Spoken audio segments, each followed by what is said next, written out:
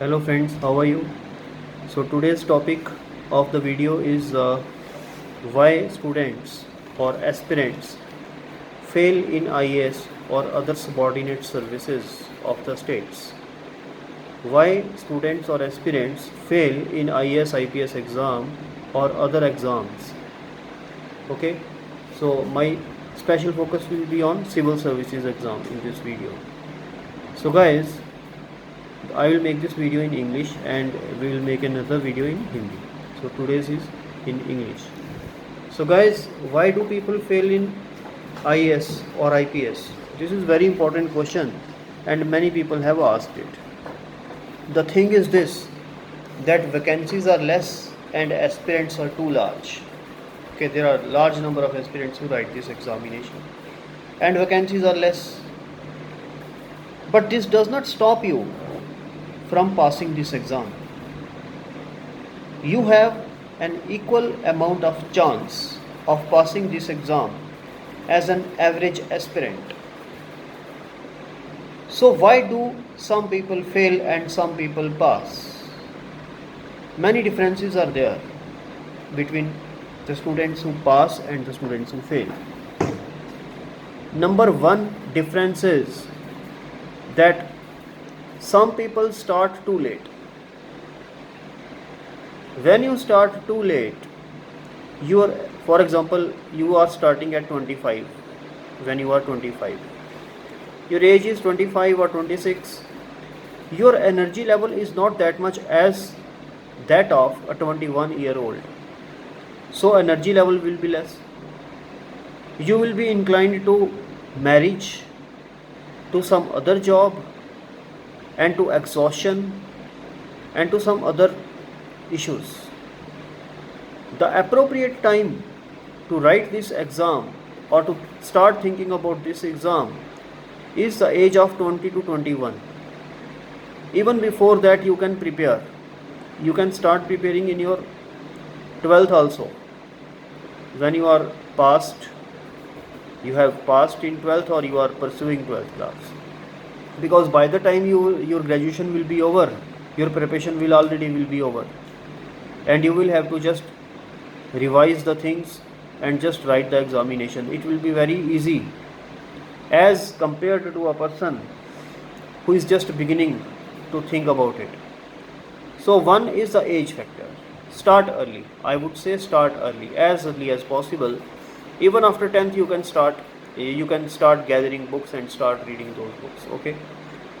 Second factor why people fail in this exam is that they lose the momentum midway. For example, you started preparation in a particular year. After 4-5 months of preparation, you lost the momentum and you quit. You write the prelims and you find the mains very difficult and you quit. So this is the second most important reason that why people fail in this exam. The third reason is, guys, that students do silly mistakes in this exam. For example, taking the prelims lightly. The prelim stage is very crucial and some people take it very lightly and they say that we will work hard in mains but not in prelims. So this is again a very bad strategy. Next mistake is not preparing well for the mains. Although some students prepare well for the prelims, but they do not prepare well for the mains. This is the biggest mistake one can ever make. Look, IAS exam or IPS exam, or what is generally called as the civil services exam, which is conducted by the UPSC, is designed to check the intellectual ability of the candidate. Now the intellectual capability of the candidate cannot be reflected in the objective type paper. Obviously, it will be reflected in the mains stage, because in mains stage there will be essay type questions where the students can reflect consciously or unconsciously his mind, and he can show his maturity there. He can show his balance of mind there. Okay, so mains is the most important stage. Moreover, in the mains stage, there are a lot of papers which have to be prepared, and the UPSC wants to test the hard work and the determination of the student, which he can perform, which he can display at a limited span of 3 months, which is required in mains exam, which is given to you for preparation in the mains exam after prelims. So now many students make the mistake to start preparing for the mains after the prelims is passed. This is the biggest mistake. After the prelims is passed, you start getting preparation for the mains is very dicey, because mains is such a large exam, such a crucial exam, such a difficult exam, that it needs dedicated preparation of at least 8 to 10 months. But after prelims, after passing prelims, you get only 3 to 4 months, which is not possible, next to impossible. Okay, so my advice is to start preparing for the mains even before the prelims. How you can do so? For example, prelims is 1 year away.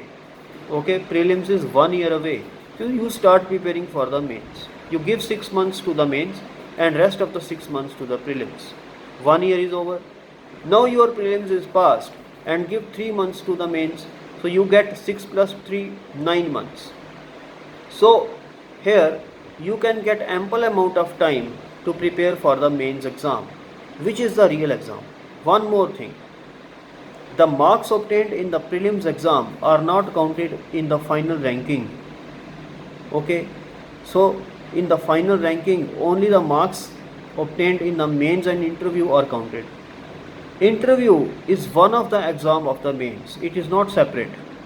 Okay, so ultimately your ranking, whether you become IAS, whether you become IPS, IRS, IFS, whatever, it depends solely on the mains exam, not on the prelims. So these are the things which make failure and difference between failure and a successful candidate.